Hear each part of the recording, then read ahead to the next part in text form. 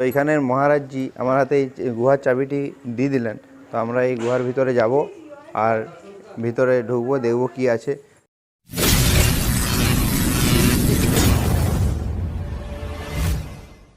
Welcome to little Chitta blog.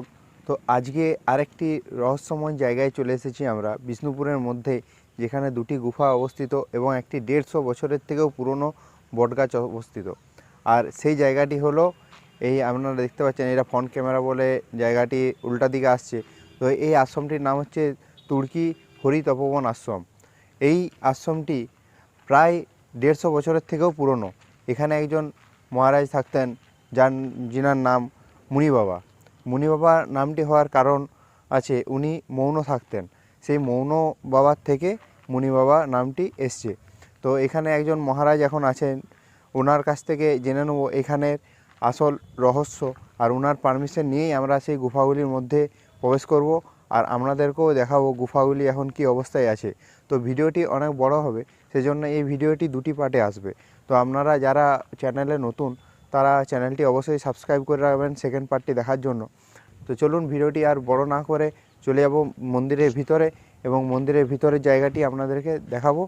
আর তারপর মহারাজ এখন একটু সেবা করছেন, ওনার সেবা হয়ে গেলে আমরা ওনার সাথে কথা বলবো, এই জায়গাটি সম্বন্ধে জানবো।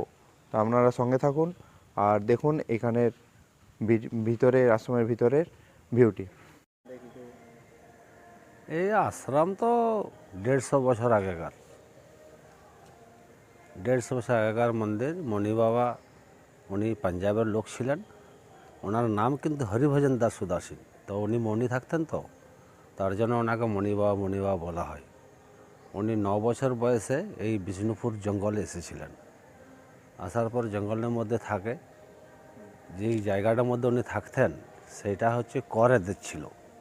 করেরা মণি বাবাকে শর্ত অনুযায়ী ওনাকে এই জায়গাটা দান করে, 12 বিঘা জায়গা দান করে। তা করতে উনি থাকেন, থাকতে থাকতে ওনার শিষ্য ভক্ত সব এখানে হওয়ার পর থাকতে থাকতে গোপালগঞ্জে বুড়াশিব গোপালগঞ্জে গাজন আরম্ভ করেন।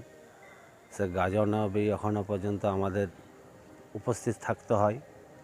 তো প্রথমে উনি যখন এখানে বাঘ ভালুক থাকতেন, তো রাত্রে উনি চলে যেতেন বুড়াশিবতলায়, আর দিনের মধ্যে এসে জঙ্গলের মধ্যে থাকতেন।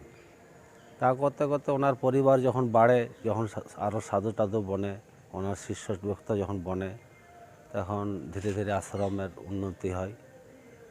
হতে তো উনি অনেক এখানে অলৌকিক যে ইতিহাসটা আছে, যেমন উনি এক সময় 2-3 জায়গায় দর্শন দিতেন, হ্যাঁ না। এই যে আমাদের এখানে একটা শিবপুকুর আছে, তো শিবপুকুরের মধ্যে উনি একদিন ডুবে গেছিলেন, কিন্তু 3 দিন পর উঠেছিলেন। ওঠার পর ওনার যে শিব ঠাকুর আছে আমাদের আশ্রমে, সেটা কিন্তু উনি জল থেকে তুলে এনেছিলেন। আর এখানে হনুমানজি একটা আছে, হনুমানজিটা উনি নিজে হাতে তৈরি করেছিলেন।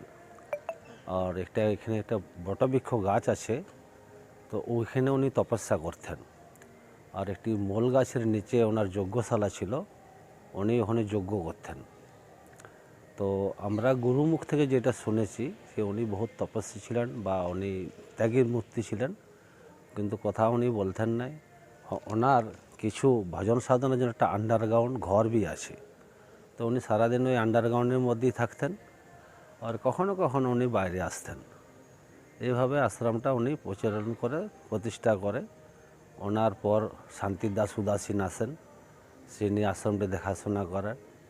ওনার শরীর পুরা হয়ে যাওয়ার পর সাগর স্বামী উদাসীন আসেন, উনি আশ্রমটি পরিচালনা করেন।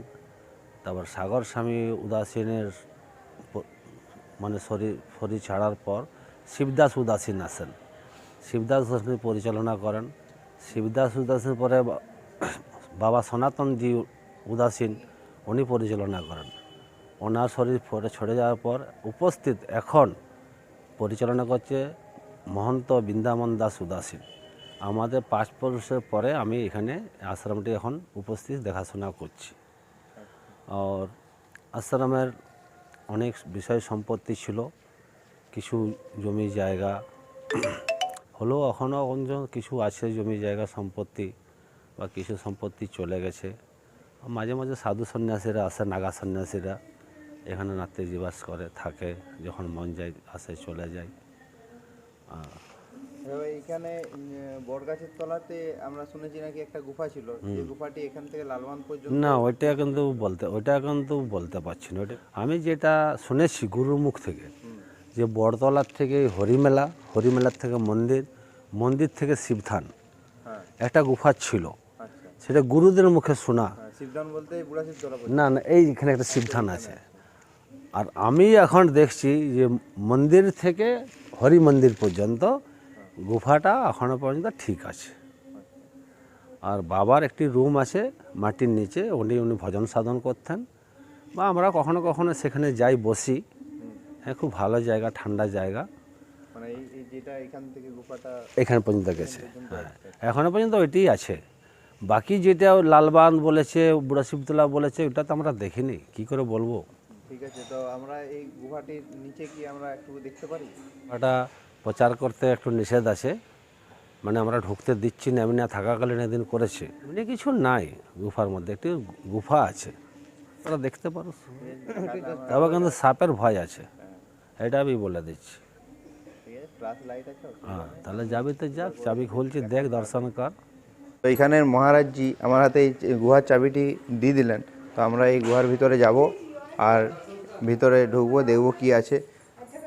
চলুন ভিতরটি চাবিটি খুলে যাওয়া যাক।